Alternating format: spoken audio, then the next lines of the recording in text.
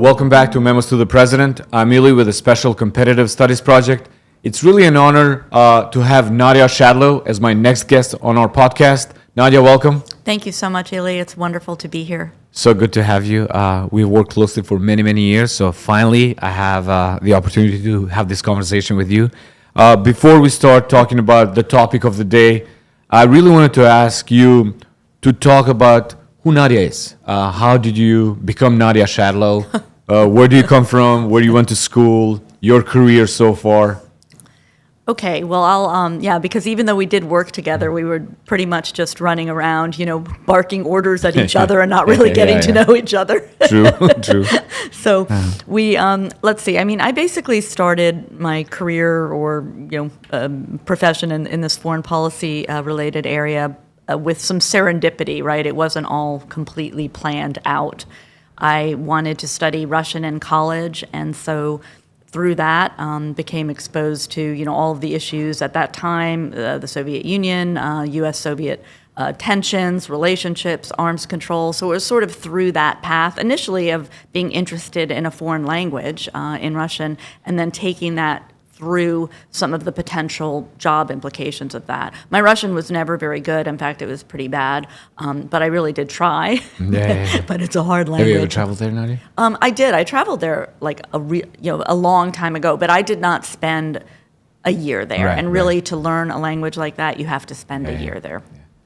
So that led me to graduate school, to Johns Hopkins SAIS, and then that led me to an internship in the Pentagon, where I worked for the first sort of 7 years of my career, and then that led me. That was really, Well, I didn't know you spent 7 years in OSD policy, right? Different parts of the Pentagon, including the internship, which is 2 years, but you're paid as a career civil servant. So I was a career civil servant.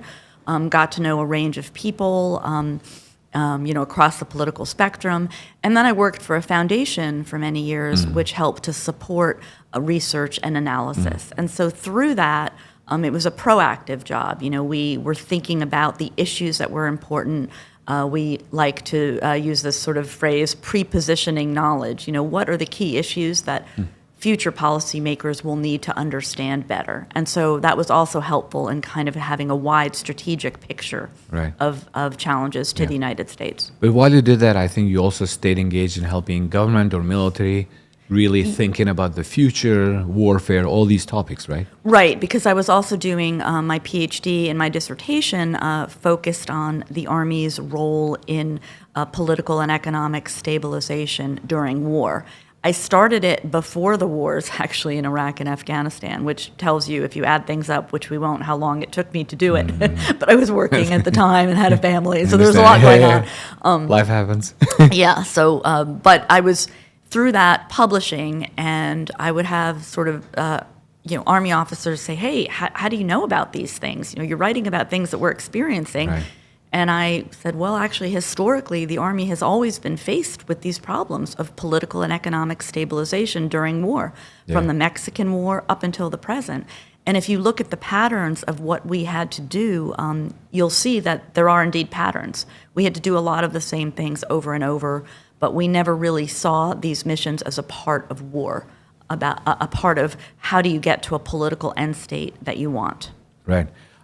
Fast forward to 2017, where we met at the White House.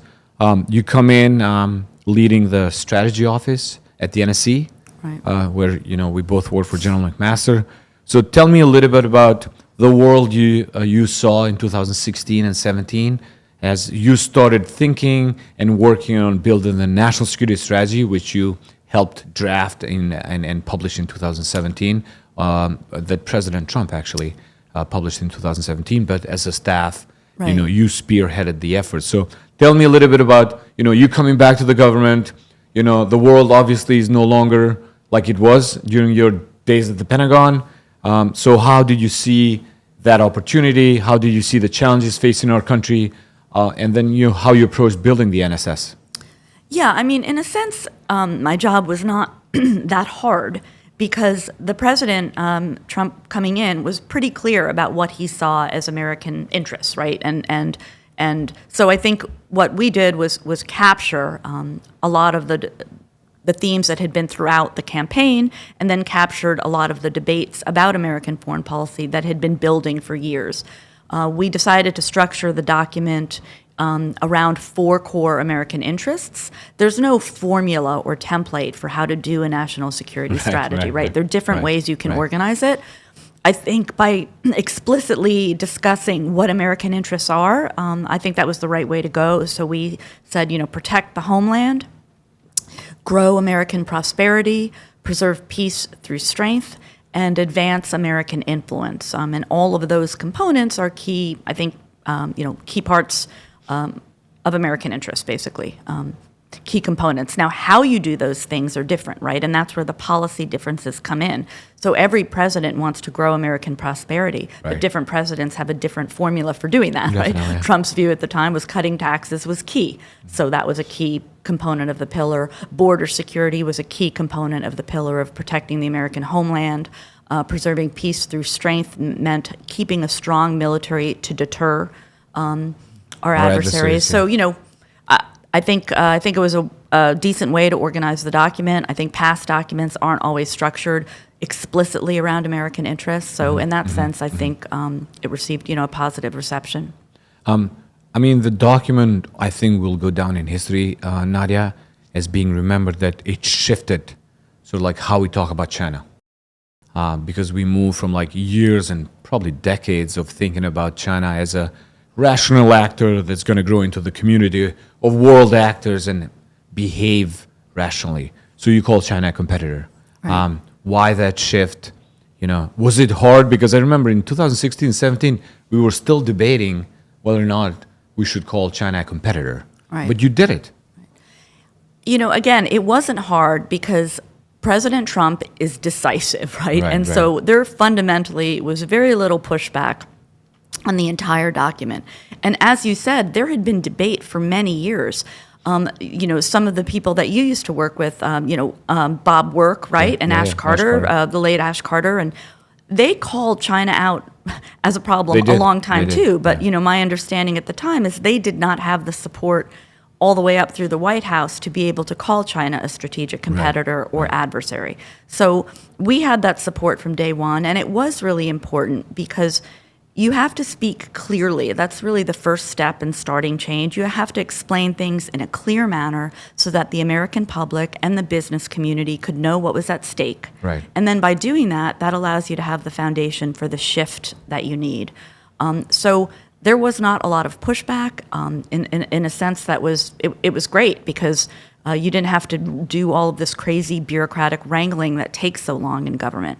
You could just move ahead with a document. That's why we got it done within a year because we just did it, right? We didn't spend months and months doing crazy interagency negotiations. Right.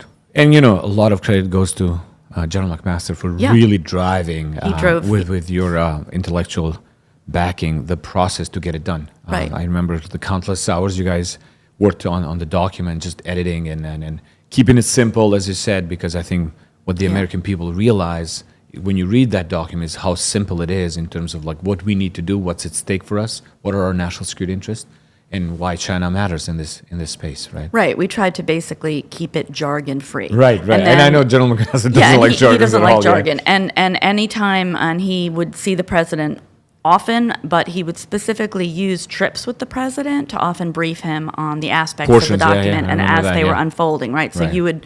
You knew that because you were always seeing the papers that were going there. And that was a really effective way. As people know who work with principals, whether it's the president or different levels of below, trips are a good time to sort of capture a person and say, you need to sit and look at this, please. Right. So. And, as a follow-on to the NSS, you had then the National Defense Strategy, which also looked very synchronized in the effort and thinking and the worldview.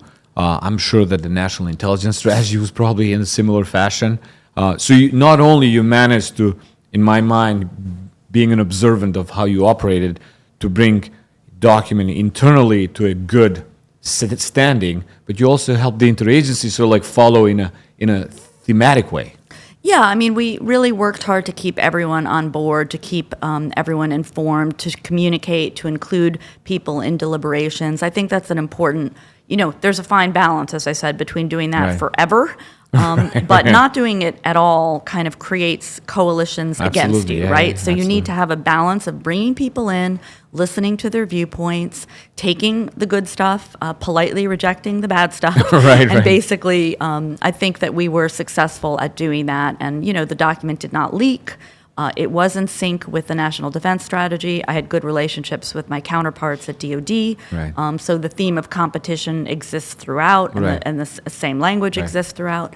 And if I remember, you went and you kept briefing, secretaries of defense, secretaries of state. You kept everybody almost on the same page in terms of where we were going at that time with the document. Yeah, and Secretary of Commerce, Secretary Right. of Treasury. I mean, we made an effort to really keep the political appointees, the cabinet secretaries, Right. and their staffs, because this is a democracy, right? New people come in. That's what's supposed Absolutely, to happen, yeah. and to keep them on board. Yeah, absolutely.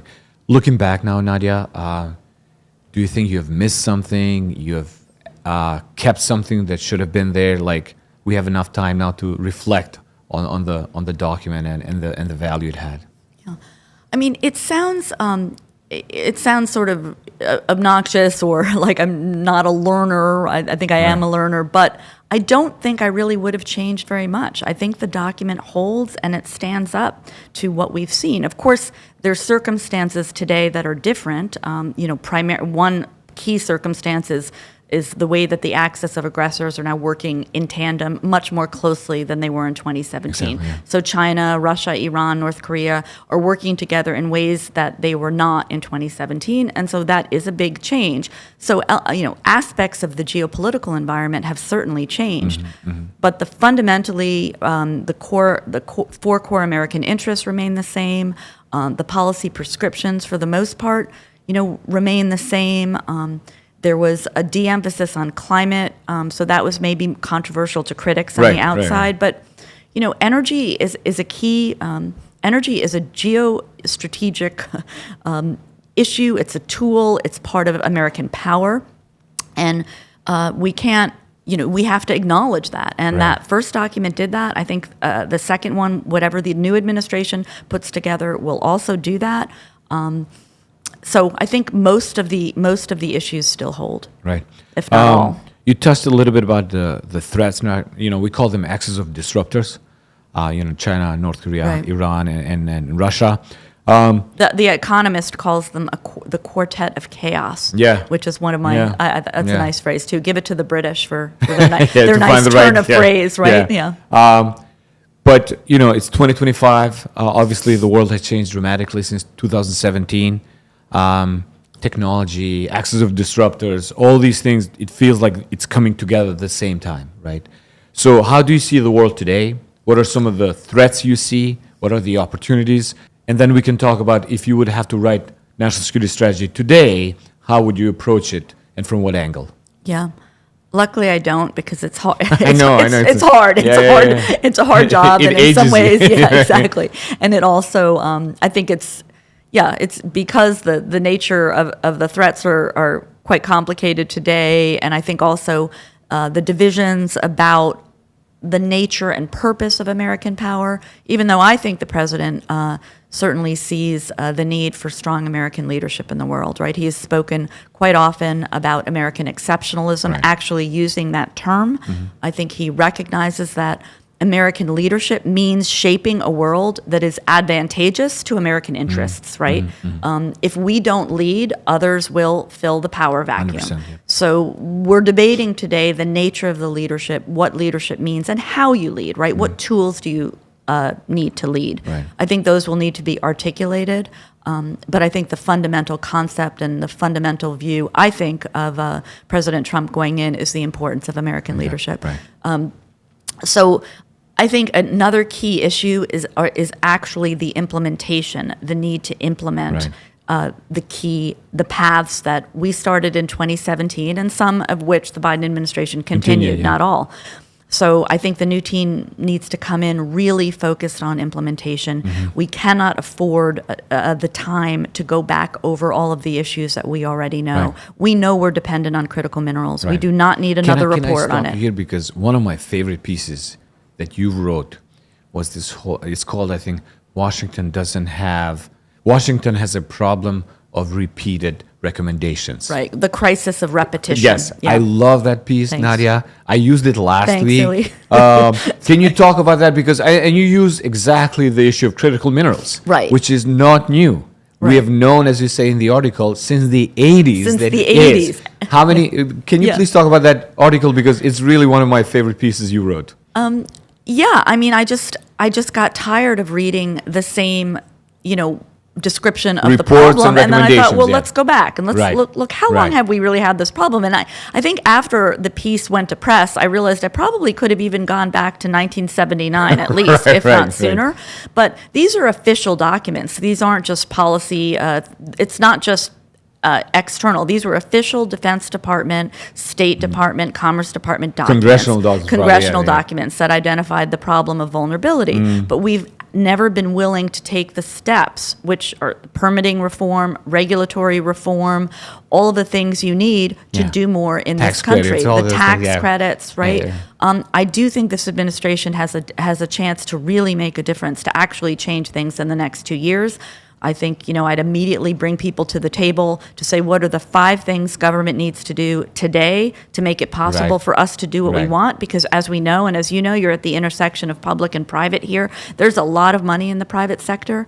It's waiting to be deployed, but it needs The government it needs needs to government signal to signal correctly, maybe to help take Right. some of the risk. Right. So there are ways to do this, and that's my biggest hope and wish. And I'll help anyone. If you need the background Yeah. research, I'll do it for you. Yeah, yeah. We'll do it for you. What was the number of reports you said in your article, like 40 plus, that were written since the 80s on critical minerals? Yeah, exactly. I mean, dozens. And the thing And they're is, all in the same theme, probably within the same margin of recommendations, error, Yeah. and wins. And yeah, and expressing concern. But the sad Expressing thing is, concern, yeah. Ylli, like I could have done the same paper for a couple, several other subjects absolutely, too, like absolutely. critical No, infrastructure, absolutely. right? I read a report last week, Nadia, on Pentagon and what to do about acquisition, valley of death. How many times we've talked about these issues? Right. Oh, well, another fun fact, really, this is the policy geek in me. Fun Right. fact, we're celebrating basically the 30th anniversary of identifying the need for other transition authorities. In 1994, our fellow commissioner, Mac Right. Thornberry, Right. was one of the key people who identified, like, we can acquire things more quickly using this Right. mechanism. They're Right. called OTAs, Right. other transition authorities. It's a way to speed things up at the Pentagon. And for 30 years, people have been trying to get that done. Right. 30 years, 1994 NDAA. Right. 30 years, the same time, 1994, was also the time when in legislation, the idea to buy commercial off-the-shelf technology existed. Was introduced, COTS, yeah. commercial off-the-shelf technology. Right. 30-year anniversary. Right. And then 30-year anniversary of acquisition core reform. Right. Also. Right. So 1994 was a big year. But these are anniversaries And we we're shouldn't be 2025 celebrating. today, We yeah. should not be celebrating Right. them No, anymore. it's fascinating. I'm with you, Nadia. I mean, like this report that I read last year with big names, co-authoring and whatnot. I mean, I appreciate that, people that are not maybe even in defense space now take time to think about this and read about this. But we've been talking about this. I mean, you said 1994. It's probably even earlier than that. Probably right? earlier, yeah. I couldn't. There's only so fascinating. much my heart can Yeah, take, and how bored I can really No, become. no, I'm really fascinated. So it's a great piece that you highlighted in that article about the critical minerals, because I used it as an example of like, since 1980s, more than 40 reports, almost all saying the same thing. Maybe in the 80s we were facing the threat from Japan, so it wasn't China maybe in our horizon as a competitor, but we haven't done much on those things anyway. What I want to work on actually going forward, I'm really going to spend the next few months working on some of the specific implementation plans and approaches Excellent. to try to be helpful, Yeah. from the outside. Because I think when you're in government, you don't have time No. there are lots of people who want to do things, Yeah. but you kind of, you need the plan. Okay, here are Right. options. Here are things that you might be able And to do. if I can push you there, what do you think are some of the plans that you would work on? Well, if we're how to use OTAs more effectively, for Okay. instance, the actual how. Right. Do you actually say to the acquisition corps, you're going to be rated on how often, OTAs are used, right? Right. You will be evaluated on how often OTAs are used. Or simple ways, test the acquisition corps with their knowledge of all of these other pathways and mechanisms. And if they don't know those pathways and mechanisms, they should, right? Right. They should. Yeah, And yeah. so I think there are concrete There's a defense acquisition university, Nadia. So right. So, let's look if at you don't know it, you Yeah, can let's take a look at class the probably, curriculum yeah. there, Yeah, yeah. and are they training people, incentivizing people to use these alternative pathways? But the consistent theme from leaders that I respect and know they've consistently said it's about leadership. Right. It's about the new DoD team coming in and saying, we're going to push you. We want you to use these approaches. These are legal. They're within the existing regulations. We're going to take the risks associated with Absolutely. them. Go. Yeah, absolutely. I mean, Leon Panetta had a piece in New York Times a couple of days ago, but he said our bureaucracy moves basically on two issues. Number one, leadership, and the other one is crisis. Right. And so, I really think if you have the right leaders in place, they can do a lot of these Yeah. changes if they have the vision and the drive and whatnot. And the right leaders need to signal to the people working for them that they will stand by them, right? That people are out there taking risks. Our operators take risks in the field with their lives. Absolutely, At the yeah. very least, the Right. people in the Pentagon should be willing to take risks to make the operators the best they can Yeah, be they and can make take sure it. the right equipment is in their hands. Right, right. Okay, Nadia, President Trump yesterday spoke in front of an audience in Davos, and he was pretty, I think, straightforward in terms of his expectation about how should our allies and partners think and operate in this new administration. In your mind, how they should position themselves for this new administration? Yeah. I admit I need to read his speech because Yeah. I didn't hear it. Right, right. But as I've written, recently, I think the themes will be the same. He's seeking shared responsibility. Right. He's not going to be sort of the defender of the free world. He wants partners to come in and be part of that, right? They're Right. part of the free world and to seek shared responsibility. So I think there are opportunities to work together on a range of issues. But the problems that the Europeans are facing are not problems driven by the United States or by President Trump, right? These are problems that the Europeans have had for years. There are 3 recent reports in Europe over the past year that have been written that have been remarkably straightforward. Right. The former Finnish president talked about the need to consider security Right. as a core value, as a core principle. And Europeans don't do that. Right. So You I have the think Draghi report, Yeah, too. and then there's the Draghi report, and there's a summary of it's a long report, but he Right. did this great speech about 12 pages. It's worth reading because Right. it's the most critical thing I've seen a European write I about agree, yeah, Europe yeah, in a long yeah, time. right. So the European solution to everything is integration,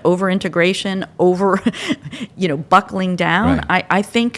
I think President Trump is going to give Europeans opportunities, those who want to reform, to speak more freely about different options, about what they Right. could do to become stronger as Europe. Right.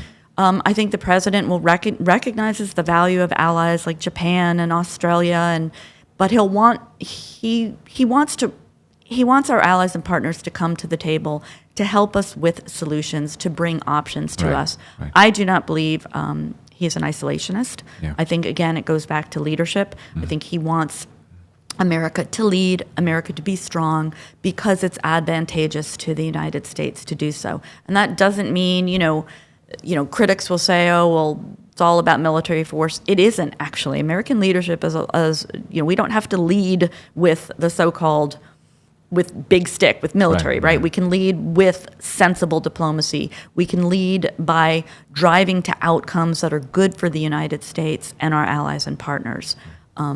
But he's not going to fall into the trap of emphasizing multilateral processes over outcomes. Right. He's outcome oriented, but that's good. That's Right. good ultimately for the alliance.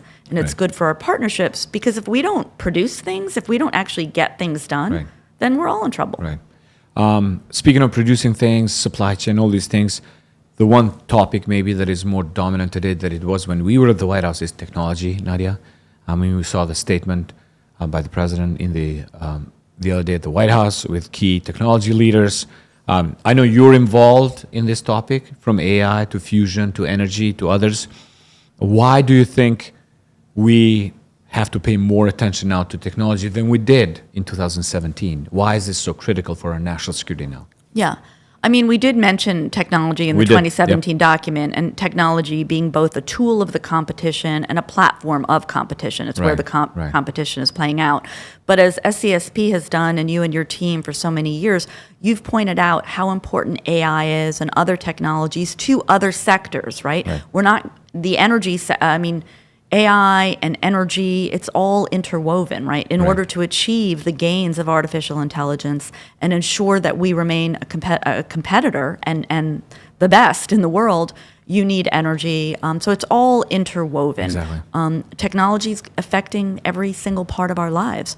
And if it's in the hands of our adversaries, we become a pawn, essentially. So we need to maintain our competitive edge. We need to dominate, not only for military purposes.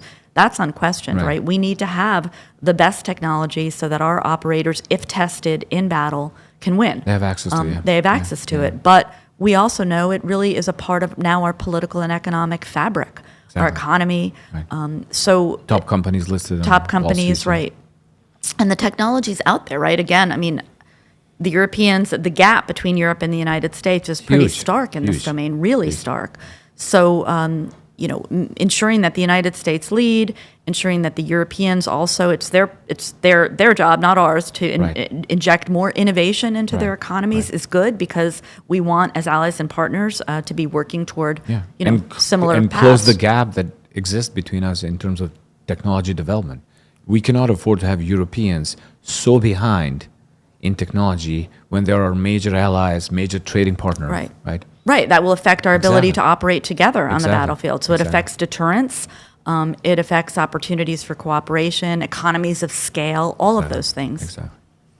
You also, Nadia, thought and wrote a lot about the concept of overmatch. Can you explain what does that mean? Yeah.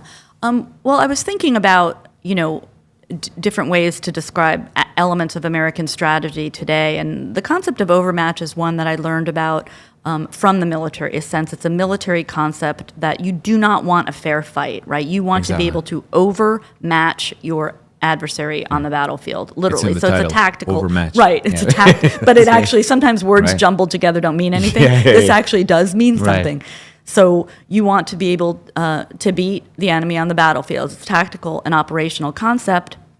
I thought, what if you applied it at the strategic level? What does that mean? So you want to be able to be better than your adversary in AI. You want to be able to have the flexibility and resiliency by controlling your inputs in the supply chain. It's an element of overmatch. Right now, we do not have overmatch vis-a-vis China when it comes to critical minerals, our supply chains, which means in key sectors, we cannot operate freely, right? We are the subject of a sort of unfair fight, in that we're probably going to lose, right? We have this dependency, and we've seen that already with antimony, with China's decision to keep certain batteries back from companies, right? So that's the opposite of overmatch, and I thought it's not a perfect concept applied everywhere. Some of my critics said, "Well, Nadia, you're really talking about primacy, and America can't. We're not in this era of primacy or unilateralism." And I agree, our relative power has declined because the power of other countries relatively has increased. So we are not in a situation where we were after the collapse of the Soviet Union, where we were really, we could talk about primacy because we were pretty much the giant out there across military, political, diplomatic, economic domains. But if you apply the concept of overmatch, I think you get to a different place than if you just are thinking about things in terms of competition. So yes, we need to think about the competition. I think that was a primary important part of the 2017 National Security Strategy, but I almost think we have to go further today because it's almost created like we're on this treadmill of competition. And I think Overmatch, if you take that frame and apply it to the problems that you're looking at, I think you might get to a different place than if you're just looking at things in terms of competition. Right. Not sure, but I thought it would be interesting. No, to I think like about. your concept, but you also have to find areas in which you can apply the overmatch. Right. Because I don't think it can be a wholesome overmatch, but Right. you focus on areas which I think we have advantages, and you double down versus where the enemy, Yeah.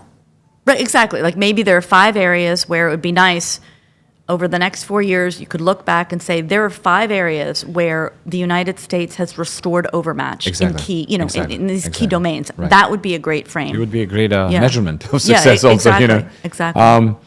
I think we're getting close to the end of the podcast, Nadia. So one question I've asked every single guest I've had so far is, there are a lot of grad students, undergrad students across the country that think about moving to DC, working, helping, whether it's the military or the intelligence community or State Department. Obviously, you have come back to DC a couple of times. What would be your recommendation to them? My recommendation is to read, to do Right. the hard work, to do the deep dive in the areas that you care about, so you're not coming in, completely fresh. As much as there are I meet so many young people, brilliant, incredibly smart, but the ideas are, other people may have had those ideas too. Right. And so you want to go in with a sense of what other people have tried, why they failed, what you can add to, how you can do better. Right. Think about what your principal, whoever you're working for, what they need in terms of that implementation frame. Right. That's my main advice now. Think about the how to get things done. Right. And Right. it's not easy because No, it's it's not. easier basically just to have the elegant idea, but it's a That's lot nicely more said. Elegant inelegant to idea, actually yeah. roll up your sleeves and Right. figure out how to get Right. things done. And the second thing is don't be afraid of the bureaucracy. Like plow through it. Right. Right. Don't accept no all the time as Right. the first answer. Because usually it's just someone's opinion, Right. right? It's not based in necessarily anything. in law. Right. They don't really know often what they're Yeah, talking yeah, about. yeah. So it depends, but Right. Well, Nadia, it was a pleasure to have this conversation with Okay. you. Thank you for everything you have done. Thank you for your service. Thank you for the national security strategy that you have helped steer forward. And I look forward to continue working together with you. Thank you, Ylli. I mean, I just feel so fortunate that I've had opportunities to contribute to this great country and to work with great people. Thank you. Thank you. For those of you watching or listening, thanks for tuning in. This was another episode of Memos to the President with Nadia Schadlow. Thank you.